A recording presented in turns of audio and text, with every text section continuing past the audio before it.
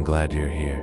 You've just stepped into halfway between zero, where ordinary places hide impossible secrets, and curiosity can get you trapped. Watch closely.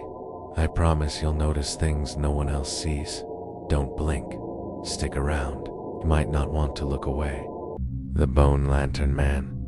The wind carried a cold bite that night, and whispers of something walking the outskirts of Greystone echoed through the empty streets. No one wanted to see him, yet everyone did. Kayla children had told stories of the Bone Lantern Man, a figure whose lantern glowed with the bones of the lost. Kayla Thomas didn't believe them, until footsteps followed him one dark alley.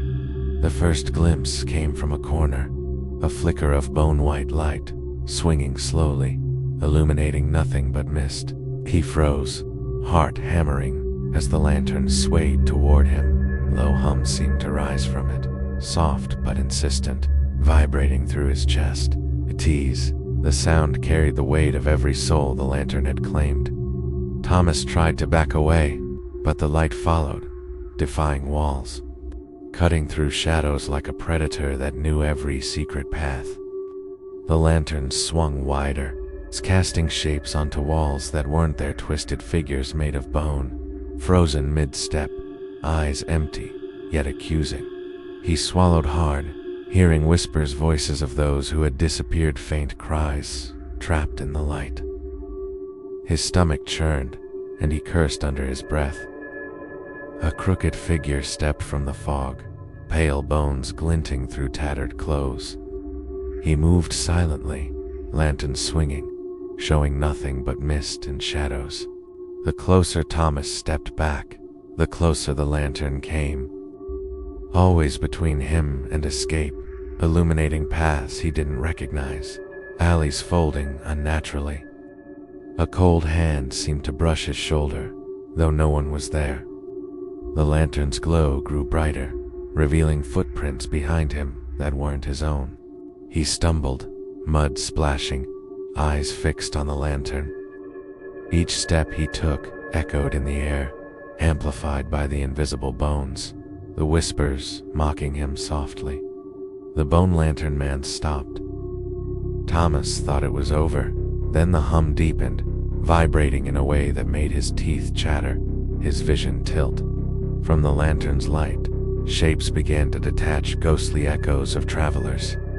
Townsfolk, long gone mid-step, frozen in terror, drifting toward the figure with unnatural precision.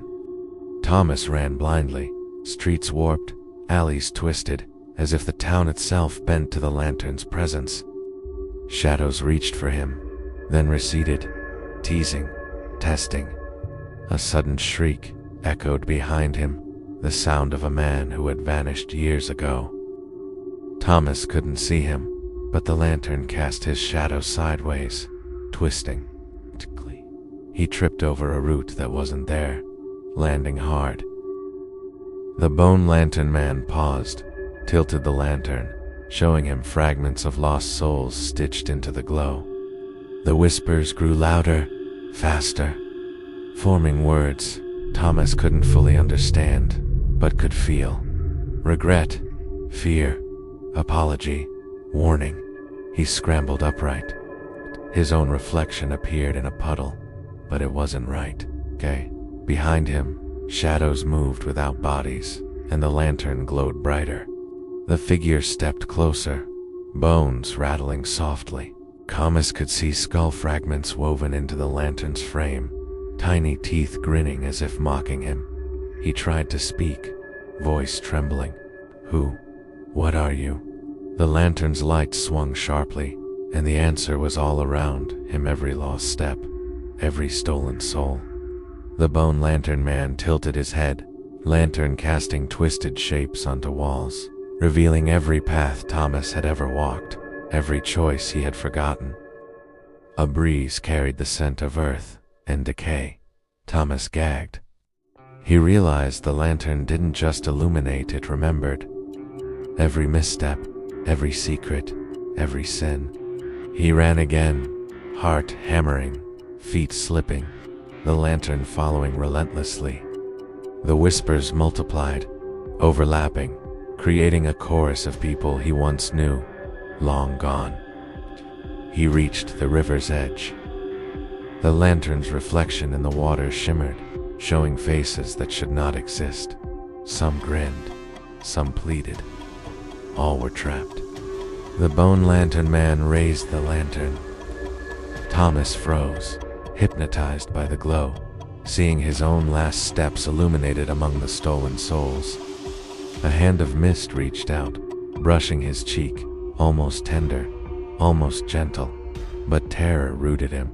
He understood. He could run, but not forever. The figure receded into the fog, lantern swinging, leaving behind a faint glow that lingered, whispering of steps yet to be taken, warnings not heeded. Thomas collapsed, gasping. Mud, water, whispers all pressed against him. Koho. He realized the lantern didn't chase it, collected, patiently, silently, always waiting for the next. Even after dawn, the glow remained in memory, in reflections, in every corner of gray stone that seemed darker than it had any right to be. He swore never to speak of it, yet the whispers followed him, echoing in his mind, reminding him that some things remembered more than you ever could. At night, he listens, hears faint steps that aren't his, the hum of a lantern that might appear anywhere, carrying pieces of those who forgot to watch their last steps. The bone lantern man waits, always, and Thomas knows one day he will see the lantern swing again, collecting what he has left behind without mercy. The hollow choir. The village of Brackenridge had a church, abandoned for decades, yet at night, a choir could be heard. Hollow, distant, impossible, like voices echoing from a place between worlds. Lena pressed her ear to the cracked window, curious, despite the warnings. The sound drifted, sweet at first, almost hypnotic, drawing her into the darkened street. Every note felt wrong, perfectly pitched but hollow, like someone had carved emptiness into the sound itself, leaving nothing behind but a chill. She walked closer, heart hammering. Each step echoed unnaturally, answered by the choir. She shook it off as imagination, yet goosebumps crawled over her arms. The doors of the church hung open, swinging slightly despite no wind. Lena's reflection in the glass shimmered, then vanished, leaving only shadow. A single voice rose from the choir, cracking, calling her name. She froze. No one should know it, yet it carried familiarity, intimacy, and a threat. She stepped inside, hesitant. Wooden pews stretched in rows, covered in dust, untouched for decades. The air smelled of rot and incense long gone. The choir surrounded her suddenly, invisible but audible. Voices rose and fell, creating shapes she couldn't see, pressing against her chest like an unseen tide. A hymn began, but the lyrics made no sense. Words bent unnaturally, syllables twisting backward, forward, as if language itself was warping in the dark. She stumbled over broken floorboards, light from a cracked window casting long, jagged shadows that seemed to move independently. A whisper brushed her ear. "We've been waiting." Lena spun, but no one was there. Only the hollow chorus continued, filling the air with impossible harmony. The sound grew louder, walls vibrating subtly, furniture trembling as if the choir's song had weight, pressing against everything it touched. She backed toward the altar, noticing faint outlines in the darkness, figures kneeling. Faceless bodies empty inside, mouths opening in perfect synchronization with the hollow notes. Lena gagged at the sudden realization. The choir was not alive. Not entirely. They were vessels, echoes, stitched together from something lost, trapped, hungry. A hand grazed her shoulder, screamed, spinning. Nothing. The choir's volume dipped for a heartbeat, then surged, pulling her gaze toward the pulpit. Voices whispered secrets she had never shared, thoughts she never spoke. The hollow choir remembered her, cataloged her, and now sang of her sins, her fears. Her knees buckled, its floorboards creaked as if under invisible weight, the sound answering the choir's rhythm, syncing her movements with an unseen conductor. As she ran down the aisle, tripping over pews, as the choir shifted with her, voices swirling around, following bending reality, their hollow timbre scraping at her mind. Windows shattered silently. A breeze carried a faint echo of bells. Though no tower remained, the choir harmonized with it, voices weaving in a tapestry of dread. She darted through side corridors, the choir splitting, following her, overlapping, creating multiple layers of impossible sound that made her head spin. Lena stumbled into the vestry, finding mirrors cracked and fogged. The choir's reflection appeared, faceless and distorted, moving contrary to her own motions. She pressed a hand to the glass, and the choir's voices synchronized perfectly with her pulse. Almost tender, almost comforting, yet suffocating, wrapping around her mind. A hymn escalated, a crescendo that vibrated her skull. She felt her thoughts unraveling, losing coherence, slipping into the hollow spaces the choir had carved for her. The air grew colder. Her breath hung visible, but no one else was near. Skier whispered directly into her ears, syllables unspoken, pressing memories she hadn't shared. She ran back toward the main hall. The pulpit glowed faintly, and from it emerged a single figure, faceless, kneeling, mouth opening impossibly wide, singing just for her. Fear rooted her. Every instinct screamed to flee, yet her legs refused, as if the choir had memorized her movements, guiding her into their ritual. The figure extended a hand. Lena's reflection in the broken windows hesitated, then stretched forward, lips mouthing a song she didn't recognize, yet she felt compelled to obey. The hollow voices surged around her, a wave of impossible harmonics pressing in from every direction. She felt herself bend, a shadow among shadows, a note in the eternal choir. Then silence. The room snapped still. Lena fell, gasping, heart hammering. Choir had vanished, leaving only a faint echo that lingered like smoke in her ears. When she looked up, the church was empty again. Pews dusted, windows intact. Only a faint cold lingered, and the memory of voices that would never let her sleep peacefully again. Even days later, when she closed her eyes, she could hear them faintly, calling, waiting, courting every secret thought, ready to summon her back into the hollow choir. She never spoke of the church again. But every time the wind shifted oddly, or a shadow moved wrong, she felt at their presence, just beyond the veil. Singing her name in whispers, the watcher in the grain fields. The wind swept across the golden fields of Harrow's Edge, carrying whispers no one could trace. Farmers said the stalks moved too perfectly, like something breathed among them. Eli walked the dirt path home, sun low, shadows stretching long and thin. He felt eyes on him, though the fields seemed empty, silent except for the rustle.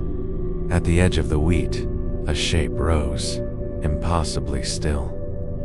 A figure taller than any man, features hidden beneath a ragged cloak, watching, unmoving, almost part of the horizon. His heart hammered. He shook it off, thinking it a scarecrow left too long in the wind. But the shape tilted slightly, responding to him as he stepped closer. The air felt wrong. Each stalk brushed his arms as if guiding him, bending unnaturally toward the watcher, whispering his name in a language he almost remembered. He tried to step back. The path behind him seemed longer, winding, curling like the field itself had grown to contain him. A faint hum rose from the figure, low and resonant, vibrating in the dirt beneath his feet. He realized it wasn't wind. Not at all. It was deliberate, patient, alive. Eli froze. The stalks around him shifted in patterns, forming letters too fast for him to read. Shapes of faces emerged, watching, mouths open but silent. He wanted to run, yet every step forward seemed drawn by some invisible tether. The watcher moved subtly, stalking without leaving footprints, perfect rhythm with his own heartbeat. A crow cawed somewhere unseen. Shadows leaped, stretching and twisting, revealing glimpses of bones hidden among the stalks, tiny fragments shining faintly in the last sun. He stumbled into a hollow in the field, where stalks bent away, forming a path he hadn't noticed before. The watcher lingered at the edge, motionless, eyes glowing faintly beneath the hood. The hum intensified. It spoke not in words but in images, memories of forgotten harvests, of men and women vanishing silently, swallowed by fields that remembered. Eli's chest tightened. He realized the watcher did not chase, cataloged, memorized, waited for those who wandered too far from safe paths. A sudden gust bent the stalks violently.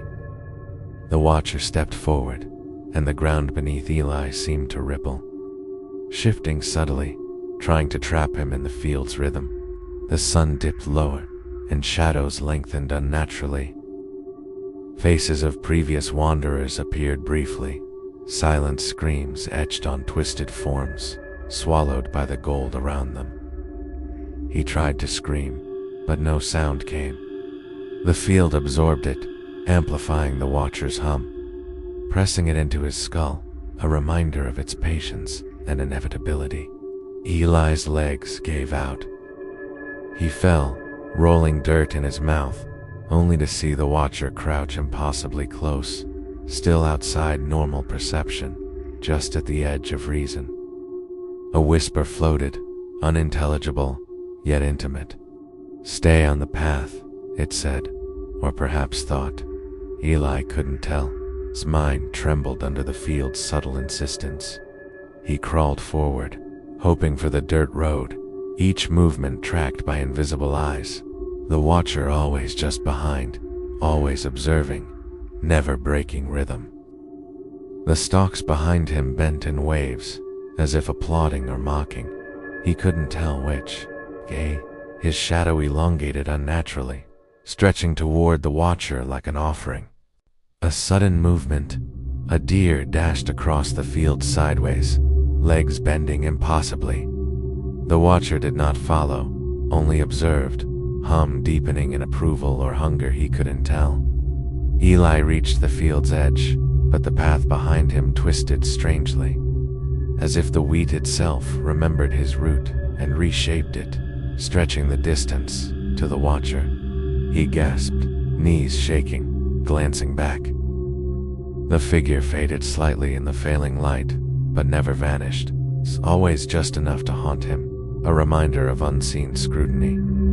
Loon carried voices, low murmurs, fragments of past victims' last thoughts, stitched into the watcher's song, pressing on his mind with a cold weight. Eli stumbled onto the road, finally free of the stalks, but every night afterward, felt their presence, watching, waiting, cataloging every step he took. His farmers spoke quietly of strange movements in the wheat, whispers of travelers lost or returning changed. Faces hollowed by the watcher's memory. Eli swore to avoid the fields, but even in dreams, the hum followed him, soft and insistent, a reminder that some things in the grain remembered longer than humans could. Even years later, the horizon called to him. He could sense eyes in the stalks, glowing faintly, patient, always waiting for the careless, for those who wandered. The watcher didn't hurry. It never blinked, simply cataloged, silently, waiting for each step to fall into its memory, ready to claim the next lost soul. Eli never strayed again, but in every field he passed, every rustle of wheat, he heard it, the faint, low hum of a watcher who never forgets. The harvester of lost days. The fog rolled in early that morning, swallowing Oak Hollow and silver mist. People whispered of missing time, days that vanished like smoke, and the harvester. No one saw him clearly, only glimpses. A tall figure in tattered robes, sickly pale, carrying a scythe that gleamed under the mist, moving without sound or hesitation. Ellie noticed the first sign. The clock in her kitchen stopped at 3:17 a.m., 3 days worth of chores and errands gone. Unaccounted for, like swallowed fragments of life. She walked outside. Mist clung to her like cold fingers. Every shadow seemed to stretch unnaturally, bending toward the shape she couldn't yet see. A faint crunch of boots on gravel made her turn. Nothing, only the fog swirling, cading, alive, as if aware she was looking. The neighbors whispered about lost hours. Some swore they'd woken to find meals uneaten, beds unmade, yet no one remembered missing a thing. Ellie's dog barked suddenly, hackles raised. T followed, heart pounding, toward the edge of the mist. Something was there, waiting, patient, counting. A figure emerged slowly, scythe dragging lightly across the wet grass. The tree. The fog seemed to part for him, bending around his form, shaping space to accommodate his passage. He didn't speak, but Ellie heard thoughts, fragments, impressions. He measured time, weighed her hours, catalogued her life in silent, horrifying efficiency. A bird screamed somewhere, but the sound warped strangely, echoing back differently each time. The harvester's presence bent perception, twisting reality subtly but insistently. Ellie stumbled backward. The figure advanced. He didn't chase, he simply moved, and the world adjusted around him, pulling her forward toward his rhythm. Nanette. The scythe hummed faintly, a vibration that matched her heartbeat. Each pulse felt like a day slipping from her grasp, stolen silently, irrevocably. She tried to speak. Words failed. Her tongue felt thick, clumsy. The fog absorbed her voice, cataloging it, storing it alongside the missing hours of Oak Hollow. A shadow flickered behind the figure. She blinked, another glimpse of time lost, children laughing, townsfolk moving, a parade that never happened in her memory but visible in the fog. Ellie realized the harvester did not need to chase. Time itself bent toward him. Its moments unfolded and folded back, swallowed quietly, leaving only emptiness behind. Scythe traced patterns in the mist. Each swipe erased fragments of memory. Birthdays, arguments, mundane mornings she could no longer recall. Her chest tightened. The figure paused. She saw her own reflection in a puddle, distorted, older, younger, days missing, a life rearranged by unseen hands. A faint whisper, everything counts. It was not a threat, exactly. It was an inevitability, the rhythm of loss echoing in her bones. Ellie ran blindly. Streets twisted, corners shifted. The fog followed, bending pathways, ensuring she remained within reach of memory's reaper. The scythe swayed slowly. The echoes behind him grew, faint echoes of people who had lost days before, trapped in liminal loops of existence. She stumbled over roots, grass slick underfoot.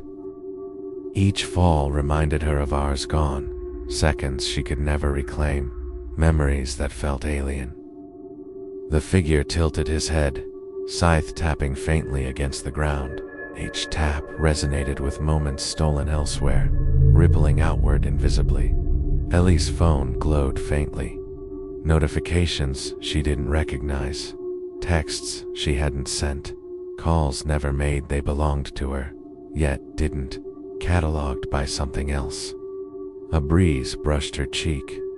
The fog shifted, and she glimpsed dozens of figures, each measuring, marking, harvesting, patient and silent.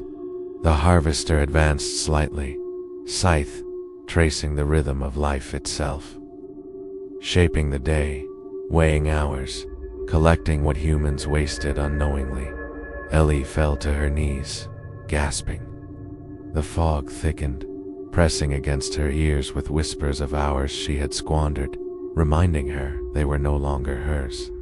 The figure stopped. The scythe hovered just above the ground. Spell time stretch, warp, fold. One wrong step, one blink, and hours would vanish forever. Finally, he retreated, slipping into the mist. Ellie collapsed, heart hammering, knowing some hours were lost, unrecoverable, cataloged by a patient, invisible collector. Even weeks later, she felt it in the fog, in the slow tick of the clock, in moments that seemed missing. The harvester had not forgotten. Okalo never spoke of him, but everyone knew. Days could vanish, memories could vanish. And the harvester waited, patient, always collecting the lost hours of the living. The man with the twin shadow, the sun had set, and the streetlights flickered, casting long, uneven shadows across Hollow Creek. One shadow moved, towing a shape that shouldn't exist. Cooing noticed it first while walking home, his own silhouette splitting briefly on the pavement. Cooing something mirrored him, just slightly behind, slightly delayed, like a bad reflection. He stopped. The shadow paused, hesitated, then mimicked his every move exactly. Heart pounding, Evan shook his head, thinking it a trick of light. The closer he walked, the further the shadow seemed to stretch, growing darker, sharper, unnaturally defined. Moving independently in a rhythm all its own. A gust swept past, leaves scattered, but the shadow remained perfectly still, ignoring the wind, observing, calculating. Something alive hid in that inky blackness. Evan's heartbeat quickened. He tried to sprint. The shadow sprinted too, perfectly matching him, almost playful, almost mocking, a predator toying with its prey. He turned a corner. The shadow followed, but now it split. Its two silhouettes, identical, twisting unnaturally across the walls, edges blurred and stretching beyond logic. A whisper seemed to come from the street itself. "You can't outrun what follows." Evan's voice caught in his throat. While he wasn't sure if it was real or imagination, the streetlights flickered again, revealing figures in windows, some human, some distorted, all staring silently at his shadowy twin. Evan stumbled over a cracked curb. His shadow slipped over him, moving around his feet like liquid darkness, mocking his clumsy escape. He tried running, heart hammering, breath ragged. Every step forward, his twin shadow moved just out of sync, teasing him, pressing closer without touching. A figure stepped from an alley, tall, thin, faceless. The shadow merged with it, doubling, stretching into impossible angles that bent reality just slightly. He spun, eyes wide, but the streets had changed. Alleyways twisted impossibly, corners elongated. The shadow had drawn the city into itself, reshaping the world around him. Evan's hands shook. "This isn't real," he muttered. The twin shadow stilled, as if acknowledging the lie, and began to pulse faintly, dark and liquid. It whispered again, a hiss in the air. "You will join me." The sound carried a weight, pressing into his chest, forcing him to stumble forward. Kate ducked behind a dumpster, hoping to break line of sight. The shadow paused at the edge of the light, stretching unnaturally to observe him. A dog barked somewhere, but the sound warped, delayed, echoing strangely. His shadow laughed silently, following every twitch of his body. Evan bolted, alley after alley, yet every path led him closer to the twin, closer to an inevitable convergence he could not avoid. The shadow multiplied slightly, splitting again, faint images of him dancing just out of reach, each step mirrored in eerie synchronization.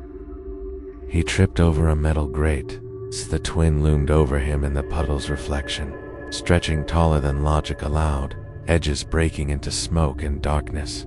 His lungs burned. He felt drawn forward, compelled, as though the shadow was pulling his own body along the path it had memorized. A low hum rose from the asphalt, vibrating under his feet. The shadows along the walls began stretching toward him, forming impossible angles, geometric and alive. Evan realized it wasn't chasing him, it was rewriting his path, reshaping reality around him, cataloging every choice, every misstep, every heartbeat. He ran blindly into a small courtyard. The twins stopped at the center, merging with every other shadow, forming a shape too large, precise, too impossible to comprehend. The moonlight caught him. For a second, he saw himself reflected in the darkness, distorted, stretched, a version of him that had always existed, always waited. The twin moved toward him slowly, deliberately, every step in perfect rhythm with his own. Panic seized him. He tried to move, but his legs felt heavier. The courtyard tilted slightly, impossible angles stretching toward him. The twin shadow laughed softly, a sound made of nothing, echoing in his bones, pressing inward. Evan stumbled to the edge, gasping, as the twin reached out, merging briefly with his own form. A cold, liquid weight filling his chest, pressing his thoughts into itself. He fell, trembling, every shadow in the alley converging toward him, bending light, air, and perception, whispering that one day he would not escape the twin. When he finally escaped to the street, dawn broke, and shadows fell normally again. But the memory lingered, stretching at the edge of his vision, waiting. Even years later, in every flickering light, Evan saw that twin, lingering, all this just a step behind, waiting to converge, cataloging the path he could never fully escape. The house that eats names. No one in Black Hollow spoke its name. Some whispered the house with trembling lips, but the locals knew better. It didn't just consume lives. It consumed identities. Marcus passed it once on a dare, a crumbling structure with windows dark as a grave. Even the wind seemed to avoid it, slipping quietly past the walls. The first night he heard it, a whisper called his name from the empty street. Not a breeze, not a neighbor, just the house, hungry and patient. He shivered. The voice repeated, clearer, demanding attention, drawing him closer despite every rational thought, screaming to turn around. Its door hung ajar, black inside, yawning like a mouth. A faint smell of paper and ash drifted out, unsettlingly familiar yet wrong. Marcus stepped inside, heart hammering. The floorboards groaned underfoot, though no one else moved. Shadows shifted unnaturally, stretching toward him, hungry and silent. Every step echoed oddly, swallowed mid-resonance by the house itself, as if it cataloged his presence, weighing him, tasting him through sound alone. The walls were lined with small tags, tiny papers with names scrawled in familiar handwriting. Marcus recognized some neighbors, old classmates, people who vanished quietly over decades.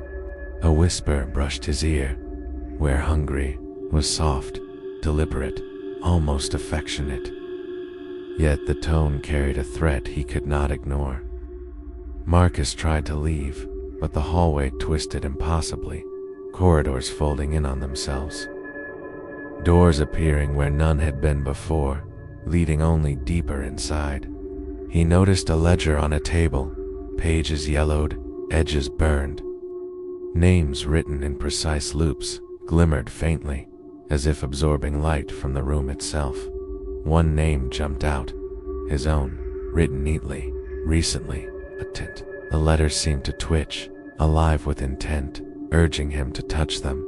He ran toward the exit, but the house shifted underfoot. Hallways elongating, ceilings lowering, light bending, walls breathing in and out like lungs. The whisper followed him, carrying the cadence of his own voice, repeating fragments of his thoughts. Memories, secrets, all catalogued without mercy. He tripped over stairs that hadn't been there, falling onto the floor. The house tilted slightly, rearranging itself around him, swallowing space like a living mouth. A gust carried papers from the ledger, floating and twisting in the air.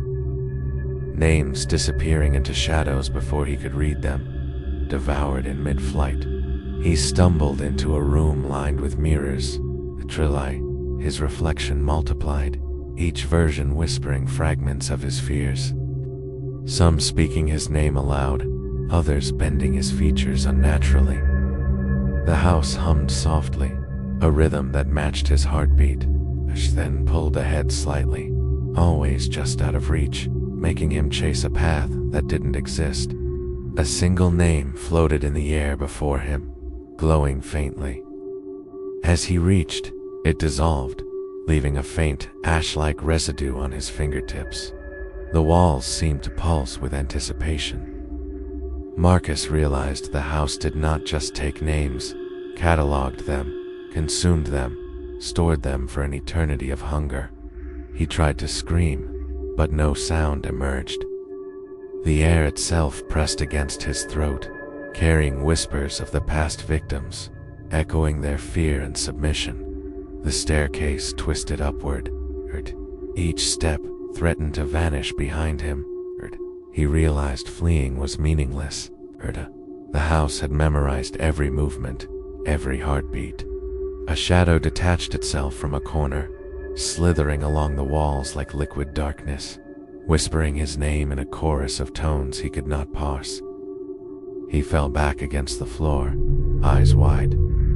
The papers fluttered toward him, names hovering above the page, as if expecting him to call them aloud. A voice, low and cold, filled the room. "Say it. Give it to me." 'Twas everywhere and nowhere, commanding and patient, a hunger without satisfaction. Marcus scrambled to his feet, running blindly through twisting halls. Every door led deeper inside, every shadow leaned closer, absorbing light, feeding off his fear. He reached a window and peered out. The street was empty, silent, yet the house hummed behind him, pulling him inward again, promising he could not escape. Even days later, he could feel it in reflections, in whispered echoes of his name, in the faint rustle of paper in empty rooms. The house did not rest. It waited. Hungry, patient, cataloging every name, every last step, every whispered secret, and Marcus knew one day it would call him back. No one in Black Hollow spoke of it. Some had vanished entirely. Others lived, haunted by the knowledge that their names were not theirs anymore. And when the wind shifts, when shadows twist wrong, Marcus hears it still. It's whispering through his life. The house is hungry. Their names are never safe.